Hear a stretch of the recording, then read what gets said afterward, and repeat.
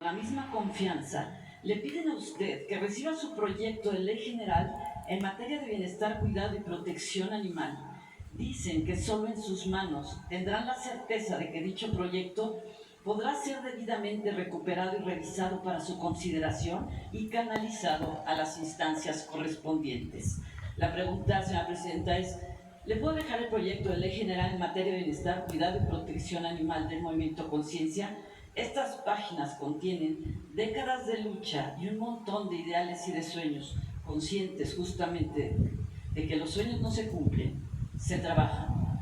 Sí, claro que sí. ¿Le puedo dejar? Sí, le decimos a Ernestina, que es quien lleva pues, el seguimiento, la coordinación de las distintas leyes, que lo revise, lo empiece a analizar junto con ustedes para poderse presentar para la ley general. Gracias, que no quede en el camino. Claro que sí. Muchas gracias. Gracias. Buenos días, Karina Vargas de Reporte Índigo. Una precisión sobre la entrega de apoyos en Tamaulipas. Son 12.316 las viviendas censadas, pero ¿ese es el mismo número de apoyos que se van a entregar, el mismo número de apoyos económicos? Son 8,000 pesos para limpieza, que muchas de ellas ya hicieron su limpieza, pero pues es como un resarcimiento de lo que gastaron. Y la otra son todos los enseres que estamos entregando. Ahí estuve pues hace, yo creo que 2-3 semanas, e informamos eso a la población y quedaron satisfechos. Sí. ¿El presupuesto para los enseres será del gobierno federal o de...? Sí, del gobierno federal. Son enseres que tiene hoy la Secretaría de la Defensa Nacional como parte de pues, su reserva para cualquier problema que sufra la población, y es decir, no es un gasto adicional, sino que ya lo tenían en reserva la Defensa Nacional, de su plan de N13. Gracias, Presidenta. Y en una primera pregunta, sobre la carta que envió la Secretaria de Agricultura de Estados Unidos por el tema del gusano barrenador, saber qué le compartió el secretario Julio Verdeguer sobre la respuesta que le dio. Él anunció que ya respondió a esta carta, pero saber qué contiene esa carta y si usted tiene... Explica todo lo que se está haciendo, porque hay solicitudes que no corresponden. Entonces, la Secretaría de Agricultura y Desarrollo Rural ha estado trabajando desde el primer momento que salió esta enfermedad, esta plaga. No sé cómo se llama exactamente, a lo mejor ahorita a ver cómo se le llama exactamente. Y se tienen muchos sistemas de control que ya existían en México, pero que ahora estamos reforzando, desde la frontera sur para evitar la propagación y en todo el país. Entonces, pues se está explicando todo lo que se está haciendo, y había habido un primer cierre, se resolvió, ya estaba entrando el ganado, y ahora pues esta situación en donde pues están diciendo que si no se cumplen una serie de requisitos van a volver a cerrar. Fue un poco lo que dije ayer, y es importante. En Estados Unidos el próximo año, en noviembre, vienen elecciones de varios estados de la República para sus gubernaturas. Entonces lo que hemos estado diciendo es que no puede usarse México como piñata, como parte de su campaña en forma negativa. Con estos números deberían de hacer campañas positivas a favor de México, de los latinos, de los mexicanos, para que vieran que van a tener mucho más resonancia política en estos estados. Entonces hay cosas que tienen razón de colaboración, de coordinación, y otras que consideramos que son excesos. Pero lo importante pues es atender esta situación del gusano barrenador. Bueno, amigos, en estas preguntas bien importantes, dice la presidenta, ya vimos que los latinos están en Estados Unidos, han ayudado al crecimiento de Estados Unidos, y si no fuera por los latinos y en especial los mexicanos, no tendrían el crecimiento que tienen. Entonces ahorita les voy a poner aquí los 3 mitos o 4 mitos que hay sobre lo de los latinos o los mexicanos en Estados Unidos. Del de los 40 millones de mexicanos que viven en Estados Unidos, ¿saben cuántos son irregulares? Solamente no están documentados, son inmigrantes documentados, 4 millones. Sí, señores. O sea que el 36 millones de mexicanos son los que están trabajando, son maestros, enfermeras, doctores, arquitectos, ingenieros, eh, y a veces llegaron con sus papás y a veces se fueron apenas ahorita de primera generación en estas épocas, bueno, hace 10, 20 años o menos. Oigan, y aquí se los dejo. Es que digo, esto es para que nos defendamos todos. Por eso ahorita, que la joven dijo esto, la presidenta dijo, no, pues es que ya con los datos que nos dieron y va a estar actualizando esos datos. O sea, qué padre. Ahorita se los paso. Completo de todos los programas de televisión, de todas las películas que salen al aire. Hay muchísimas películas que no salen al aire y muchísimos programas, pero de los 1,400 en promedio que salen al aire en Estados Unidos, hacemos un estudio detallado. Mi equipo que está aquí lo hace. Y obviamente nos hemos dado cuenta que todos los estereotipos, casi todos, vienen de medios. Y les comparto esto primero que nada porque es importante saber de dónde vienen los mitos, pero también porque ese impacto de medios también pasa en este país. Y es muy importante porque hay una responsabilidad por parte de los medios de representar en forma verídica y auténtica a la sociedad que están sirviendo, a su audiencia. Entonces, aquí vamos a ver que según nuestro reporte, el último que acabamos de presentar hace un mes exactamente, los mexicanos son 16% de la población, como les dije antes, y sin embargo nada más tenemos 2,8% de los roles en televisión en inglés y en películas. Y desgraciadamente casi no tenemos importancia o casi no tenemos representación más que nada en los salones de escritores de programas, en los salones de edición, en los productores y en los directores. Ciento de la economía, ahí es donde hay mitos, porque en televisión en inglés es negativa. Y ustedes han visto programas que ganan muchos premios como Narcos o Mayans MCs o Griselda o todas esas películas que desgraciadamente, aunque sean bien dirigidas, como dicen algunos críticos, nada más enseñan una parte de lo que somos, que es el crimen, no es la parte productiva que tenemos nosotros en estos números. Estos números no funcionan y no pasan como coincidencia. Estos números pasan porque gente trabajadora está dándole a este país tanto dinero. En el grupo de inmigrantes que estamos en Estados Unidos y que serían éxitos absolutos, y sin embargo no se cuentan. Historias de militares, de ingenieros, de enfermeras, de líderes, de maestros. Adelante. Y hay muchísimos ejemplos que les puedo dar, no tengo tiempo, adelante, pero hay muchísimos. Todas estas personas que ustedes vieron el día de hoy son personas muy poderosas en Estados Unidos que sus papás llegaron sin un centavo, sin inglés, a piscar fruta, a trabajar en forma muy limitada y que gracias a sus padres ellos llegaron a estos lugares. Adelante.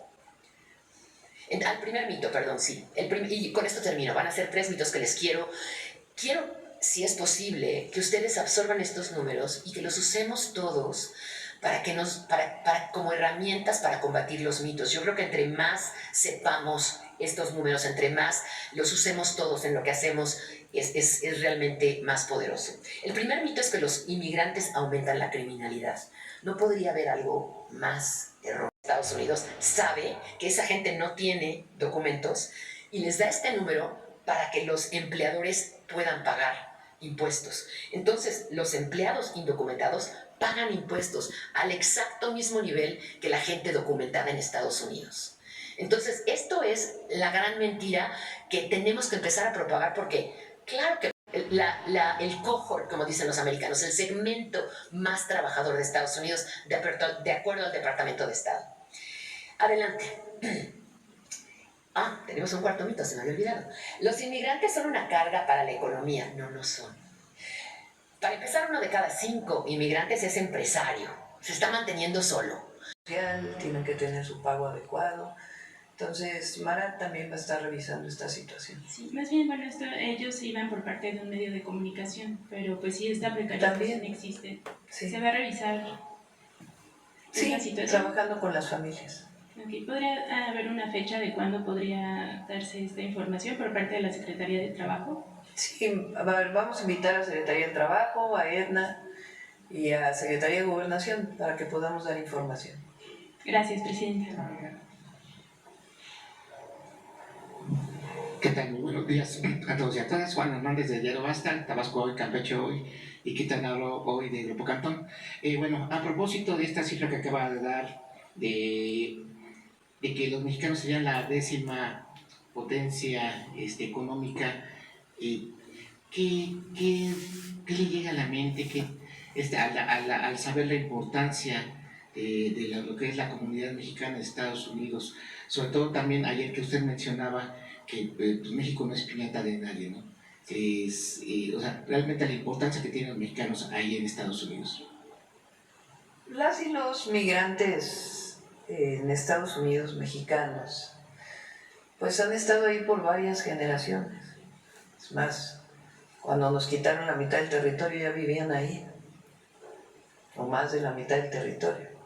Y a lo largo de la historia, pues ha habido migración por dos razones. Una, la necesidad de las y los mexicanos de buscar una vida mejor para sus familias, y la otra, la necesidad de la economía de Estados Unidos de que haya trabajadores y trabajadoras que ayuden a desarrollar su economía. Fíjense, son nada más, él pone el número otra vez, de los 38 millones que se estiman, hay quien habla de 40 millones, son 4 millones que no tienen documentos, pero la mayoría de ellos ya llevan muchísimos años en los Estados Unidos y contribuyen.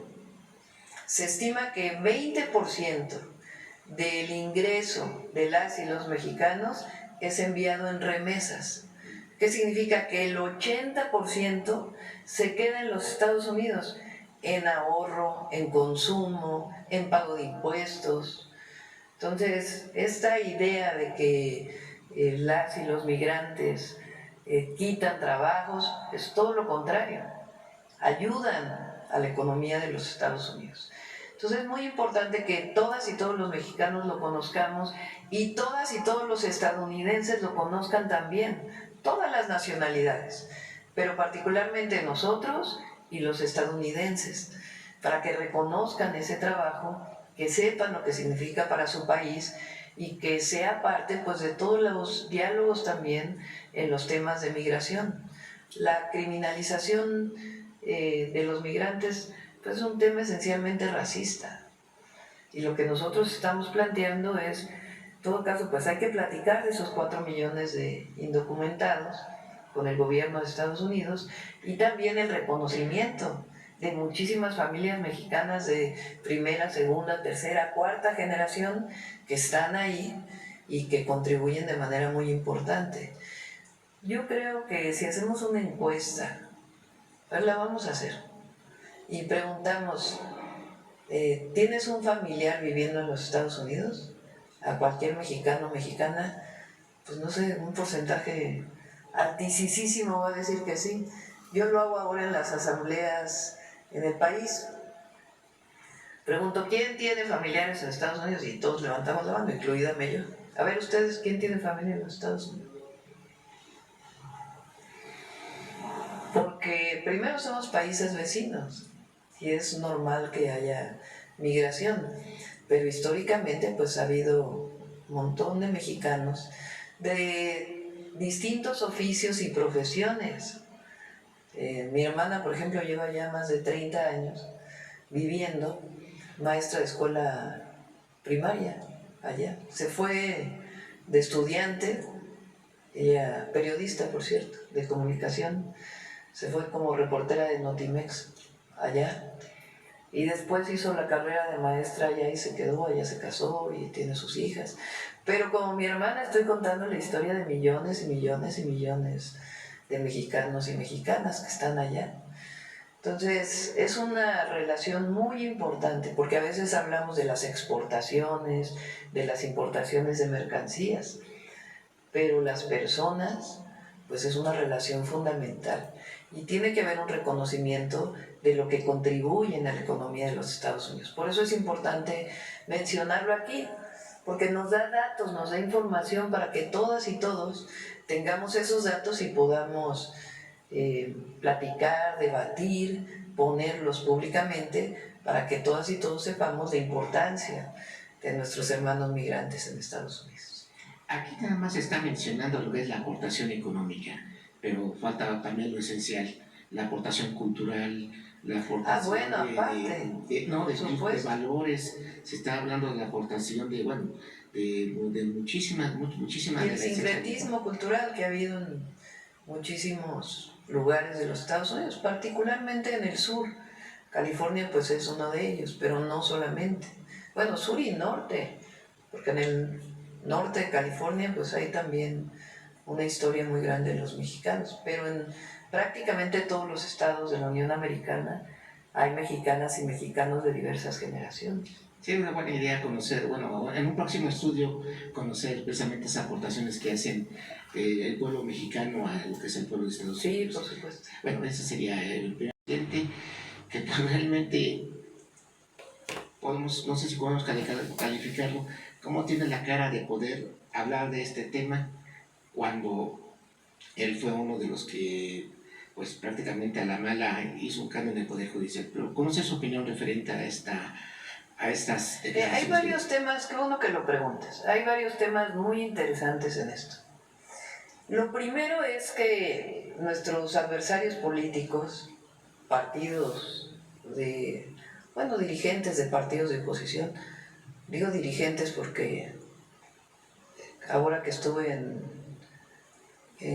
cuando llegué a Cancún, fuimos en vuelo de aquí a Cancún el viernes, y una señora me paró y me dijo, oiga, yo no voté por usted, pero estoy muy contenta con el gobierno que está haciendo. Entonces hay mucha gente que a lo mejor se identifica con otro partido político y que reconoce al gobierno de México. Por eso digo los dirigentes del PRIAN, para ser muy claros.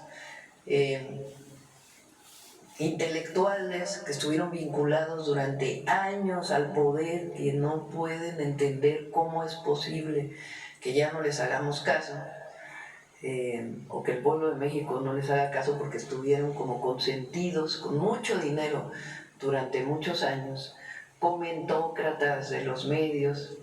Ahora la cantaleta que traen es que somos un gobierno autoritario.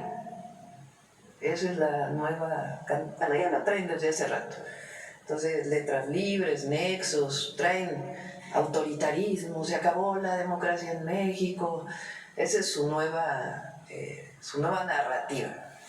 Como ya nadie les cree, ya tienen muy poca, entonces ahora andan buscando nuevos voceros. Bueno, se van a buscar a Zedillo como vocero, expresidente de México. Vamos a hablar del sexenio de Zedillo. ¿Por qué no hablamos, hablando de democracia, de las masacres de Acteal, del Charco, del Bosque, de Aguas Blancas? Pero nosotros no reprimimos. Vamos a hablar de democracia. ¿Por qué no hablamos del FOBAPROA?